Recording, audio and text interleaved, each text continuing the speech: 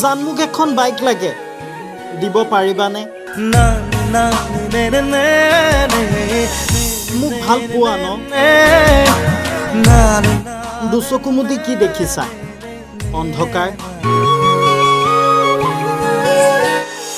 তুমি বিহীন সেয়াই মোৰ দুনিয়া এনেদৰে সি দিনটোত একুৰি 20টা মিছা কথা কয় স্বাৰ্থতহে যে তাইক বিয়া পাতিছিল সেইটো কিন্তু ভুলতো নকয় কাহিনী একেই পিছে এইবাৰ নায়িকা নহয় কিন্নৰ যুৱকৰ ঘৰ বৰঘোলাত 3 বছৰ পূৰ্বে বাছত এগৰাকী কিন্নৰৰ সৈতে চিনাকি হৈছিল অভয়াপুৰীৰ বৰঘোলাৰ ইয়াদ আলী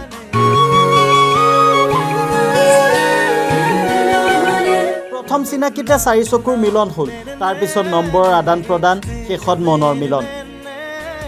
অৱশেষত বিয়া আসমা ইয়াদৰ বিয়া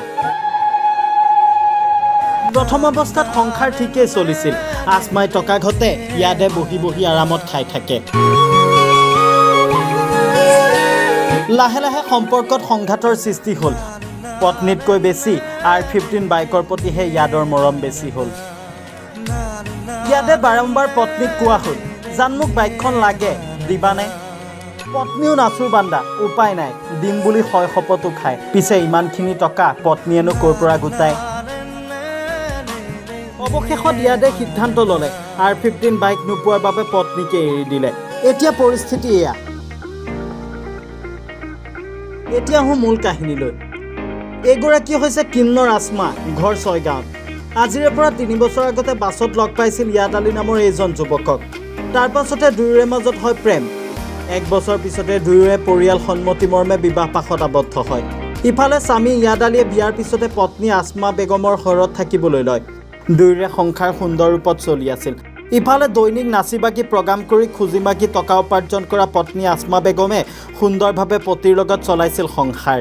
কিন্তু আজি কিছুদিন আগতে সংসাৰত লাগিল কেনা স্বামী ইয়াদ আলীয়ে দাবী কৰিলে পত্নী আসমা বেগমৰ পৰা এখন R15 বাইক কিন্তু আসমা বেগমে R15 বাইক দিব নোৱাৰি দিয়ে পালচাৰ বাইক ইফালে R15 বাইক নোপোৱাৰ বাবে আজিৰে পৰা এমাহ আগতেই স্বামী ইয়াদ আলীয়ে ছয়গাঁৱৰ শহুৰৰ ঘৰৰ পৰা কৌশলেৰে নিজৰ ঘৰ বঙাইগাঁও জিলাৰ অভয়াপুৰীৰ আমবাৰীৰ বাসগৃহলৈ গুচি আহে তাৰ পাছতে পত্নী তথা কিন্নৰ আসমা বেগমৰ পৰা কৌশলেৰে আঁতৰি থাকে অফ কৰে মোবাইল আসমাই বাৰম্বাৰ ফোন কৰে কিন্তু মোবাইলৰ পৰা উত্তৰ এটাই আহে आपके द्वारा डायल किया गया नंबर उपयोग में नहीं है कृपया नंबर की जांच कर ली স্বামীৰে আচৰণত ক্ষুব্ধ হৈ আজি কিন্নৰ আসমা বেগমৰ লগত কেইবাগৰাকীও কিন্নৰ ইয়াদ আলীক বিচাৰি আহে যদিও ঘৰত বিচাৰি নাপায়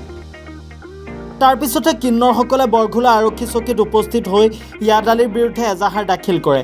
জানিব পৰা মতে কিন্নৰ আসমা বেগমৰ পৰা স্বামী ইয়াদ আলীয়ে প্ৰায় 5 লাখৰো অধিক টকা বিভিন্ন কামত আদায় কৰিছিল স্বাভাৱিকতে বিবাহ কৰোৱাই এগৰাকী কিন্নৰক প্ৰতাৰণা কৰা ঘটনাই এতিয়া তীব্ৰ চাঞ্চল্যৰ সৃষ্টি কৰিছে ইফালে সাংবাদিকৰ আগত ন্যায় বিচৰাৰ কথা উল্লেখ কৰিছে কিন্নৰসকলৰ তৰফৰ পৰা তাৰ লগত মোৰ সম্পৰ্ক হ'ল বাছত আমি যেতিয়া মই বিক মাগোঁ তেতিয়া তাৰ লগত দেখা হৈছে মোক ক'লে বাইদেউ তোমাৰ নাম্বাৰটো দিয়া মই নাম্বাৰটো দিলোঁ দি কিনি মই 2 মাহ 3 মাহ তাৰ লগত কথা পাতিছোঁ কথা পাতি কিনি তাৰ লগত মোৰ ভাল পোৱা হৈ গ'ল তাইও মোক ভাল পালে ময়ো তাক ভাল পালোঁ 1 মাহ হ'ল গুচি আহিছে ঘৰত আহিছে আহি কিনি মোৰ খোজ খবৰ একো নলয় মোৰ ফোন চোন নামাৰে মই যদি ফোন মাৰোঁ মোৰ নাম্বাৰটো বিজি কৰে একদিন আমি ৰাতি 10টা বজাত মই ফোন মাৰিছিলোঁ মাৰি কিনি কৈছোঁ বাবু মোক যে থৈ কিনি গেছা মোক তো খবৰ চবৰ একো নলয় খবৰ চবৰ নলয় মোৰ তাতে মোবাইল নাই নহয় যে মাৰ মোবাইল আছে আৰু সৰু ভাইটিৰ মোবাইল আছে তাৰ মোবাইলতে ফোন মাৰবি নাই তই যদি মোৰ R15 কিনি দিয়া তেনেহ'লে মই তোৰ তাতে যাম এনেই নাযাওঁ মই পালচাৰ কিনি দিছোঁ নতুন পালচাৰ 7 মাহ হ'ল সেইটো মোৰ লগত কাজিয়া কৰি কিনি ভাঙি চাঙি চব থৈ আহিছে তাৰ নাম ইয়াদ আলী আৰু ঘৰটোলে গড়াইমাৰী বাৰাইগড় তাতে ঘৰ তাৰ মাকৰ নাম হ'ল নুৰবানু আৰু তাৰ নাম হ'ল ইয়াদ আলী তাৰ বাপৰ নাম হ'ল আলী আকবৰ কৰিলে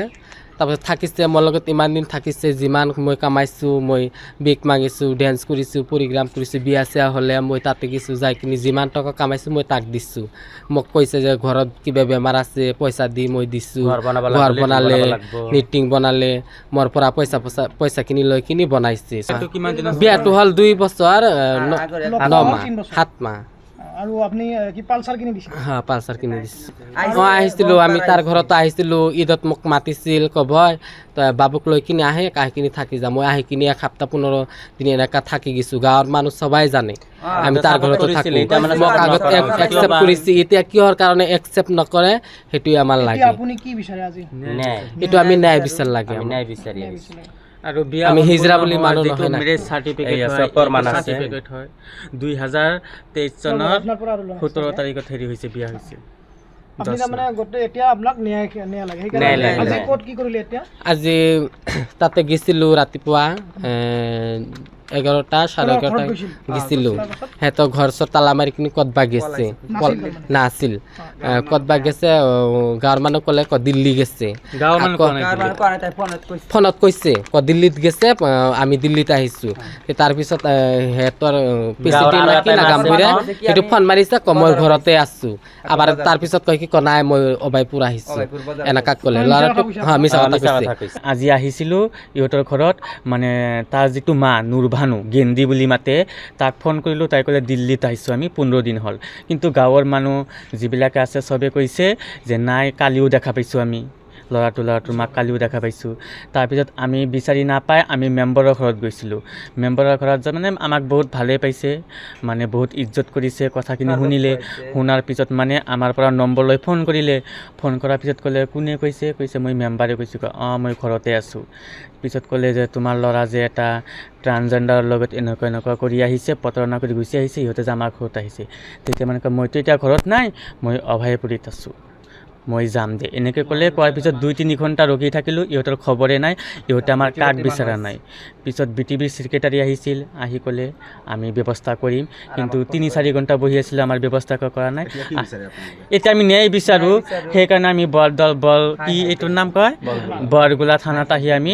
এজাহাৰ দাখিল কৰিছোঁ এতিয়া প্ৰশ্ন হয় কিন্নৰসকলে ন্যায় পাবনে ঠেট ইয়াদ আলি তুমি বাৰু ছোৱালী এজনী বিচাৰি নাপালানে কিন্নৰগৰাকীৰ লগতহে যে এনেকুৱা কৰিবলৈ পালা লাজ নালাগিলনে নাপায় দেই নিউজ টেক্স ৰিপৰ্টাৰ এনি